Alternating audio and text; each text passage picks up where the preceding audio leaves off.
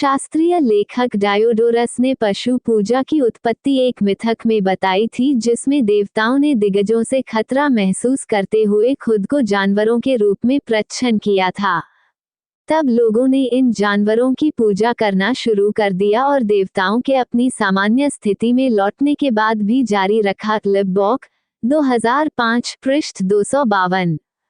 1906 में वीसेनबॉर्न ने सुझाव दिया कि पशु पूजा प्राकृतिक दुनिया के प्रति मनुष्यों के आकर्षण के परिणामस्वरूप हुई। आदिम मनुष्य एक ऐसे जानवर का अवलोकन करता था जिसमें एक अद्वितीय गुण होता था और उसकी अकथनीयता जिज्ञासा पैदा करती थी। वीसेनबॉर्न 1906 बी पृष्ठ 282। आश्चर्य इस विशिष्ट लक्षण के आदिम मनुष्य के अवलोकन से उत्पन्न हुआ। इस प्रकार आदिम मनुष्य उन जानवरों की पूजा करता था जिनमें अद्वितीय गुण होते थे। वीसेनबॉर्न 1906 बी पृष्ठ 282। लिबबॉक ने प्रस्तावित किया कि पशु पूजा की उत्पत्ति पारिवारिक नामों से हुई है। समाजों में परिवार अपना और अपने बच्चों का नाम कुछ जानवरों के नाम पर रखते थे और अंततः उस जानवर को अन्य जानवरों से ऊपर रखने लगे। अंततः ये राय गहरे सम्मान में बदल गई और पारिवारिक जानवर की पूर्ण विकसित पूजा में विकसित हुई। लिबबॉक 1870 पृष्ठ 253। यह विश्वास कि कोई जानवर पवित्र है अक्सर आहार संबंधी कानूनों के परिणामस्वरूप उनके उपभोग पर प्रतिबंध लगाता है। कुछ जानवरों को पवित्र मानने के साथ साथ धर्मों ने विपरीत रवैया भी अपनाया है कि कुछ जानवर अशुद्ध हैं। यह विचार कि देवत्व स्वयं जानवरों में अवतरित होता है, जैसे कि देवता का अवतार, और फिर मनुष्यों के बीच पृथ्वी पर रहता है, अब्राहमिक धर्मों द्वारा अवहेलना की जाती है। मॉरिस 2000 पृष्ठ 26। वाल्डेंसियन जैसे विधर्मी समझे जाने वाले संप्रदायों पर पशु पूजा का आरोप लगाया गया था। एक ईश्वर और पेंटेकोस्टल चर्चों की स्वतंत्र सभाओं में जानवरों का धार्मिक महत्व बहुत कम है। शॉफिलर्स 1985, पेल्ज 1987, QTD। मॉरिस में 2000 पृष्ठ 25। ईसाई धर्म और इस्लामी धर्मों के प्रसार के कारण विशेष रूप से अफ्रीकी संस्कृतियों में पंथ अनुष्ठानों और धर्म में जानवर कम महत्वपूर्ण और प्रतीकात्मक हो गए हैं। मॉरिस 2000 पृष्ठ 24।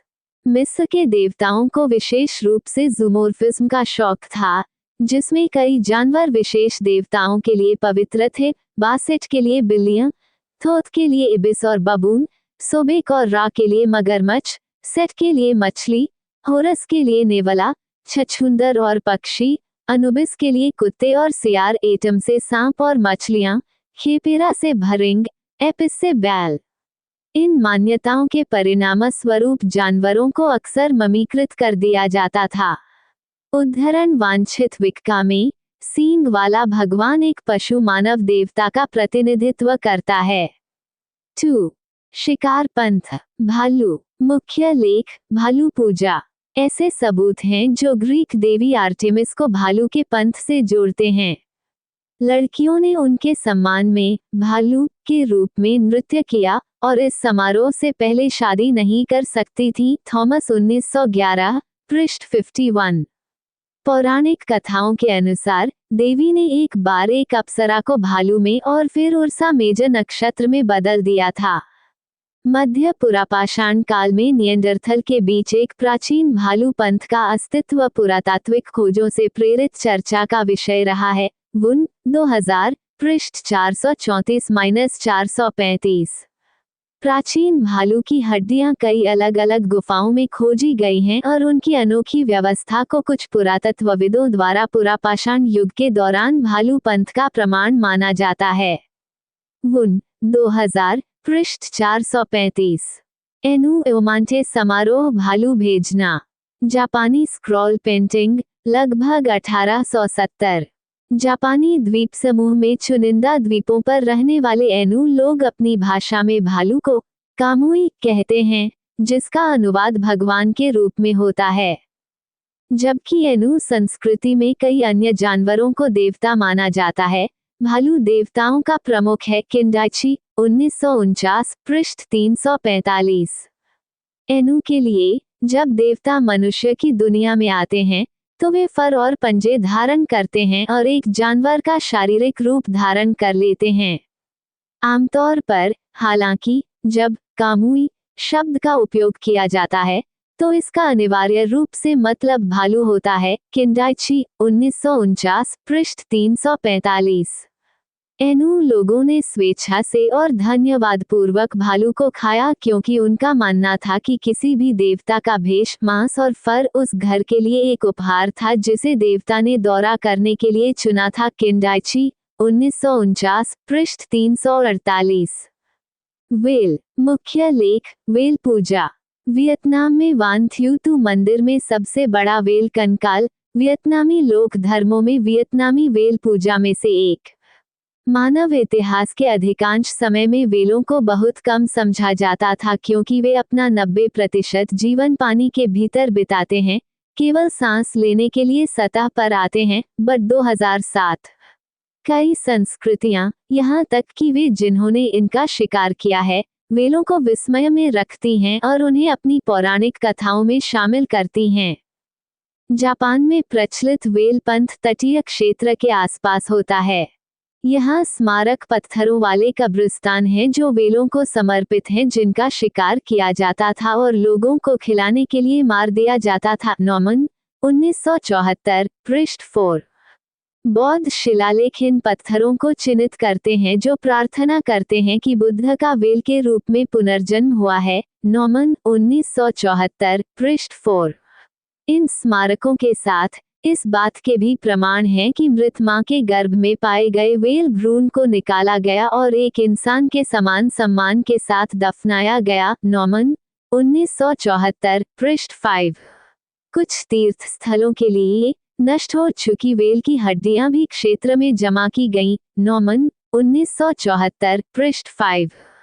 अलास्का में ऐसी संस्कृतियां हैं जिनमें शिकार में पकड़े जाने के बाद वेल को औपचारिक श्रद्धांजलि दी जाती है।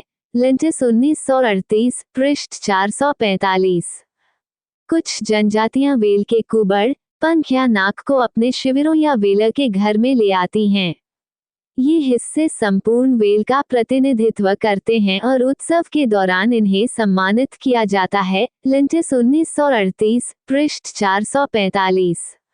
वेल की हड्डियों का अनुष्ठानिक उपचार भी किया जाता है। ऐसे कृत्यों में भाग लेने वाली अलास्का जनजातियों का मानना है कि उनके समारोह वेल की आत्मा को चोट से बचाते हैं और आत्मा फिर समुद्र में लौटने के लिए स्वतंत्र हो सकती है। लेंटिस 1938 पृष्ठ 445। चीन में यूकियांग नामक एक वेल, जिसके हाथ और पैर मनुष्य जैसे थे, के बारे में कहा जाता था कि वह समुद्र पर शासन करती थी। सीबर्ट 2011 पृष्ठ 15-16। ऑस्ट्रिया के टाइरोल क्षेत्र में ये कहा जाता था कि यदि सूर्य की किरण नारीत्व में प्रवेश करने वाली किसी युवती पर पड़ती है तो वह वेल के पेट में समा जाएगी। फ्रेजर 1913 पृष्ठ 72। पाइकेया हम्पबैक वेल के लिए माओरी नाम भी 3, जो वर्तमान कुक आइलैंड्स में मंगिया द्वीप के प्रमुख हुएनुकू का सबसे छोटा और पसंदीदा बेटा है। कईकोरा के काटीकुरी लोगों ने कहा था कि वह प्रशांत महासागर से आया था। वेल तोहोरा की पीठ पर द्वीप दक्षिणी दाहिनी वेल के लिए माओरी नाम 3 कई शताब्दियों पहले। 4. इनविट निर्माण मिथकों में वेल की विशेषता है। जब बेग्रावन मानव रूप में एक देवता को एक फंसी हुई वेल मिली तो उसे महान आत्मा द्वारा बताया गया कि विशेष मशरूम कहाँ मिलेंगे जो उसे वेल को वापस समुद्र में खींचने की ताकत देंगे और इस तरह आदेश वापस कर देंगे। विश्व सीबर।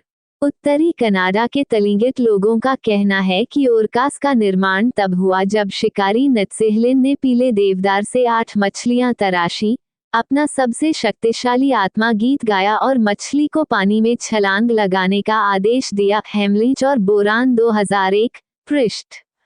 आइसलैंडिक किंवदंती में एक व्यक्ति ने फिन वेल पर एक पत्थर फेंका और ब्लोहोल पर मारा, जिससे वेल फट गई।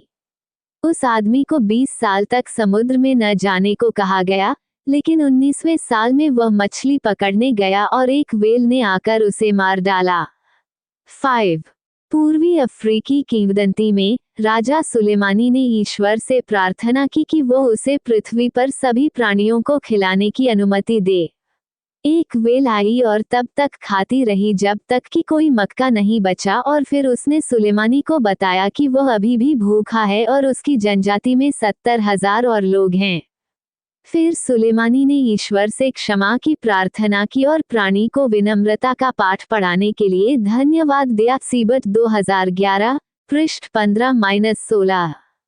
कुछ संस्कृतियां जो देवत्व को व्हेल से जोड़ती हैं, जैसे कि कुछ घानावासी और वियतनामी जिन्हें कओंग के नाम से भी जाना जाता है, दक्षिणी क्षेत्र को छोड़कर तटीय चीनी, 6 जापानी जिन्हें एबिसु के नाम से भी जाना जाता है, 7-8 कभी कभी उनके लिए अंतिम संस्कार आयोजित करते हैं। समुद्र तटीय व्हेल वियतनाम की प्राचीन समुद्र आधारित ऑस्ट्रो एशियाई संस्कृति की एक झलक। 9-10 वीगास 2010-11। अधिक जानकारी के लिए मछली के हिस्से में नीचे उल्लिखित एबिसु भी देखें। कुछ कहानियों में व्हेल को रयुगुजो के लिए भी काम करने के लिए कहा गया है। होकाइडो की स्वदेशी एनु जनजातियों ने अपनी लोककथाओं और मिथकों में हत्यारे व्हेल को रेपुन कामुया, समुद्र अपतटीय देवता, के रूप में प्रतिष्ठित किया है कि देवता तटीय लोगों के लिए भाग्य व्हेल लाएंगे। पालतू स्तनधारी मवेशी और भैंस। मुख्य लेख, बैल पूजा और धर्म में मवेशी।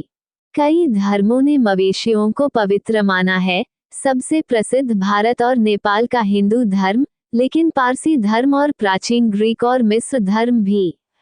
कई देहाती लोगों द्वारा मवेशियों और भैंसों का सम्मान किया जाता है जो जीविका के लिए जानवरों पर निर्भर रहते हैं, और बैल की हत्या एक बलि समारोह है। थॉमस 1911, पृष्ठ 51। दक्षिणी भारत के टोडा अपने घरेलू जानवर भैंस के मांस से परहेज करते हैं। हालांकि साल में एक बार वे एक बैल बछड़े की बलि देते हैं, जिसे जंगल में वयस्क नर खाते हैं। थॉमस 1911, पृष्ठ 51। कई टोडा अनुष्ठानों में भैंसा एक महत्वपूर्ण भूमिका निभाता है। ये भैंसें वर्तमान में लुप्तप्राय हैं। प्राचीन मिस्रवासी बड़ी संख्या में देवताओं की पूजा करते थे, जिन्हें या तो पूरी तरह से मवेशियों के रूप में चित्रित किया गया था, या उनके स्वरूप में मवेशियों की विशेषताएं शामिल थीं।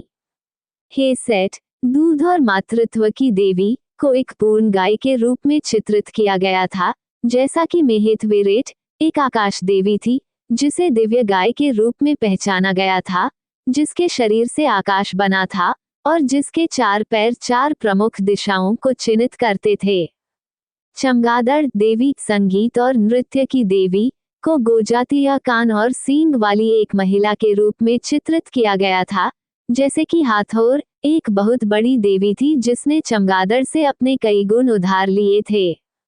बेट की पूजा की महान प्राचीनता का प्रमाण नार्मर पैलेट पर उसकी उपस्थिति से मिलता है, जो राजवंशीय फिरौन के सबसे पहले द्वारा बनाई गई थी। जब दिव्य गाय मेहेतवेरेट के साथ पहचान की जाती है, तो आकाश देवी नट भी गाय का रूप ले सकती है, जैसा कि स्वर्गीय गाय की पुस्तक में है। स्वर्गीय देवी के रूप में अपनी भूमिका निभाते समय माता देवी आइसिस को गोजाती या सींगों के साथ हाथोर की पारंपरिक टोपी अपनाते हुए भी दिखाया जा सकता है। इन मादा गाय देवी के साथ साथ मिस्रवासियों के पास कई नर बैल देवता भी थे। इनमें प्रमुख रूप से बैल देवता एपिस थे, जो मेम्फिस में पट्टा के मंदिर में रखे गए एक जीवित बैल में अवतरित थे। पट्टा के दूत के रूप में माने जाने वाले एपिस बैल को कुछ निशानों से अलग किया जाता था, और जब पुराना बैल मर जाता था तो नए बैल की तलाश की जाती थी। खोजकर्ता को पुरस्कृत किया गया और बैल ने निलोपोलिस में 4 महीने की शिक्षा प्राप्त की। इसका जन्मदिन वर्ष में एक बार मनाया जाता था जब बैलों की बलि दी जाती थी, जो शुद्ध सफेद होते थे। इसकी शिक्षा समाप्त होने के बाद महिलाओं को इसके पास जाने की मनाही थी। इससे विभिन्न प्रकार से दैवज्ञ प्राप्त किए गए। इसकी मृत्यु के बाद इसे ममीकृत कर दिया गया और एक चट्टान की कब्र में दफना दिया गया। इसी तरह की प्रथा हेलियोपोलिस में मेनेविस बैल, रा के दूत, और हरमोन्थिस में बुचिस बैल, मोन्टू के दूत, के साथ थी। उनकी मृत्यु के बाद इन सभी पवित्र बैलों को ओसिरस का हिस्सा माना गया। थॉमस 1911, पृष्ठ 51। इसी तरह के अनुष्ठान हमारे अपने दिनों में ऊपरी नील नदी पर पाए जाते हैं। नुबा और नुए मवेशियों का सम्मान करते हैं। मध्य अफ्रीका के अंगोनी और मेडागास्कर के सक्लावा पवित्र बैल रखते हैं। भारत में गाय के प्रति सम्मान व्यापक है, लेकिन इसकी उत्पत्ति उत्तर वैदिक है। वास्तविक पूजा बहुत कम है, लेकिन जादू में गाय के उत्पाद महत्वपूर्ण हैं। थॉमस 1911, पृष्ठ 51। हालांकि भारत में कई जानवरों की पूजा की जाती है, लेकिन गाय को सर्वोच्च स्थान दिया गया है। मार्गुल 1968, पृष्ठ 63। कुबड़ वाली जेबू, गाय की एक नस्ल, हिंदू धर्म के केंद्र में है। मार्गुल 1968, पृष्ठ 63। पौराणिक किंवदंतियों ने पूरे भारत में जेबू की पवित्रता का समर्थन किया है। मार्गुल 1968, पृष्ठ 64। इस तरह के मिथकों में ब्रह्मांड के स्वामी ब्रह्मा और पृथु द्वारा एक दिव्य गाय माता और गाय स्वर्ग का निर्माण शामिल है, जिन्होंने गाय के रूप में प्रच्छन्न होकर पृथ्वी की वनस्पति, खाद्य फल और सब्जियां बनाई। मार्गुल 1968, पृष्ठ 64। तादेउस मार्गुल के अनुसार हिंदू धर्म और गाय की टिप्पणियों से यह गलतफहमी पैदा हो गई है कि हिंदी का जेबू के साथ एक दास संबंध है। इसे प्रतिदिन प्रार्थना और प्रसाद दिया जाता है। आमतौर पर, हालांकि, केवल काऊ हॉलिडे के दौरान एक वार्षिक कार्यक्रम गाय को ऐसी प्रथाओं की प्राप्तकर्ता होती है। मार्गुल 1968, पृष्ठ 65। मार्गुल का सुझाव है कि गाय की पवित्रता 4 आधारों पर आधारित है: गोहत्या से परहेज, गोमांस के सेवन से परहेज, प्रजनन और स्वामित्व पर नियंत्रण, और गाय के उत्पादों दूध, दही, घी, गोबर और मूत्र के शुद्धिकरण गुणों में विश्वास। मार्गुल 1968, पृष्ठ 65-66। भेड़ मुख्य लेख। भेड़ धर्म और लोककथाओं में भेड़ के शरीर और सिर का निर्माण करने वाले 2 अलग अलग खोल के टुकड़ों का एक सुमेरियन समूह। लगभग 27वीं-24वीं शताब्दी ईसा पूर्व। मेफेयर गैलरी, लंदन, यूके से।